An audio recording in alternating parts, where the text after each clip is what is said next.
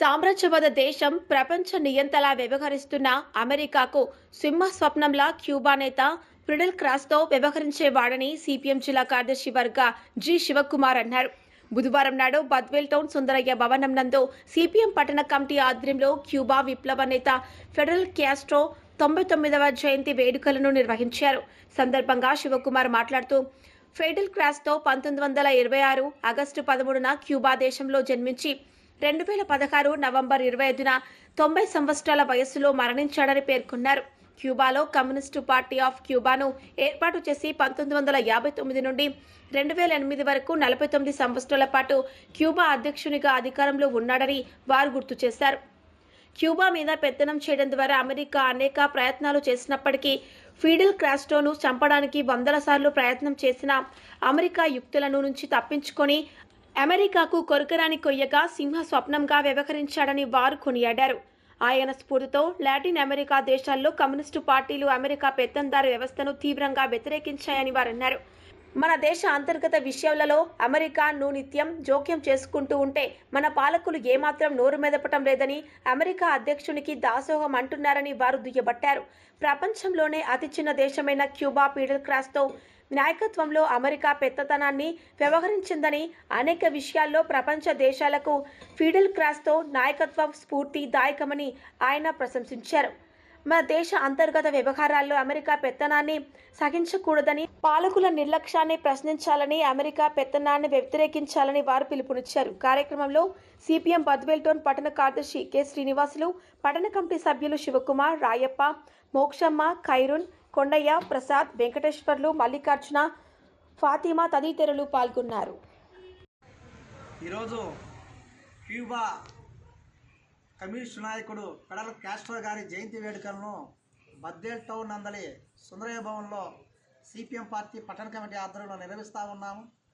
Fidel Castro గారు క్యూబాలో communist పార్టీని ఏర్పాటు చేశారు. అంతకుముందు ఆ దేశాన్ని ఒక నియంత పరిపాలిస్తూ ఉంటే ఆ నియంతను రాజ్యాధికారం నుంచి తొలగించి కమ్యూనిస్టు పార్టీని క్యూబాలో ఏర్పాటు చేశారు. దాదాపు 49 సంవత్సరాల పాటు క్యూబాలో ఆయన అధ్యక్షుడిగా కొనసాగినటువంటి పరిస్థితి. క్యూబాను అన్ని రంగాల్లో ముందుకు తీసుకెళ్లడం కోసం కమ్యూనిస్టు పార్టీ నాయకుడైనటువంటి ఫిడెల్ క్యాస్ట్రో అనేక సాహసోపేతమైనటువంటి నిర్ణయాలు తీసుకున్నారు. ఈరోజు ప్రపంచంలో అందరికీ యువతకు ఆదర్శప్రాయంగా ఉన్నటువంటి చెగువేరా క్యూబా నేత అయినటువంటి ఫిడెల్ క్యాస్ట్రోకు అత్యంత ప్రాణ స్నేహితుడు. వీరిద్దరూ క్యూబాను అన్ని రంగాల్లో ముందుకు తీసుకెళ్లడం కోసం తీవ్రమైనటువంటి ప్రయత్నం చేశారు. అమెరికా సామ్రాజ్యవాదానికి వ్యతిరేకంగా ఆనాడే ఎలుగెత్తి చాటినటువంటి గొప్ప నేత ఫిడెల్ క్యాస్ట్రో. క్యూబాకు అనేక సందర్భాల్లో ఆనాడున్నటువంటి అమెరికా అధ్యక్షులు భయభ్రాంతులకు గురి చేస్తే మరి మొక్కమైన ధైర్యంతో కమ్యూనిస్టు నాయకుడు అయినటువంటి ఫిడెల్ క్యాస్ట్రో అమెరికాను కూడా అదే రీతిలో ధైర్యవంతంగా ఎదుర్కొని నీ దేశం నుంచి నా దేశానికి ఎన్ని కిలోమీటర్లో, నా దేశం నుంచి నీ దేశానికి కూడా అన్ని కిలోమీటర్లే, తస్మాత్ జాగ్రత్త అనేటువంటి పద్ధతుల్లో అమెరికానే భయభ్రాంతులకు గురి చేసినటువంటి గొప్ప నాయకుడు ఫిడెల్ క్యాస్ట్రో. కానీ ఈరోజు ప్రపంచం మొత్తం అమెరికా తన పెత్తనాన్ని కొనసాగిస్తూ ఉంది. అమెరికా దుర్మార్గంగా తనకి ఏకపక్ష నిర్ణయాలు తీసుకుంటూ ఉంది. అన్ని దేశ వ్యవహారాల్లో అమెరికా ముందుకు తలదూరుస్తూ ఉంది. భారతదేశంలో అనేక విషయాల్లో ఈ మధ్యకాలంలో మనం గమనిస్తే మరి మోడీ ప్రభుత్వం అమెరికా అధ్యక్షుడికి దాసం అవుతూ ఉంది.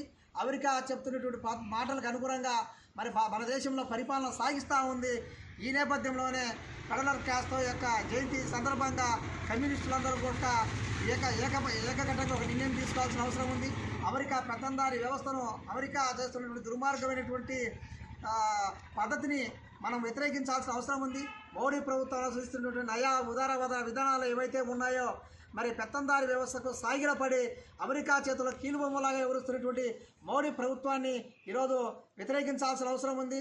మన దేశంలో ఉన్నటువంటి అనేక విషయాల్లో ఈరోజు అమెరికా అధ్యక్షుడు చొరవ చూపిస్తూ ఉన్నాడు.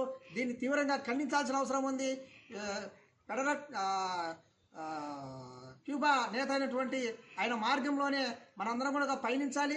ఆయన చూపించినటువంటి స్ఫూర్తిదాయకంలో భారతదేశంలో అమెరికా సామ్రాజ్యవాద పెత్తనాన్ని వ్యతిరేకించాలని చెప్పేసి కూడా ఈ సందర్భంగా మేము కోరుకుంటాను.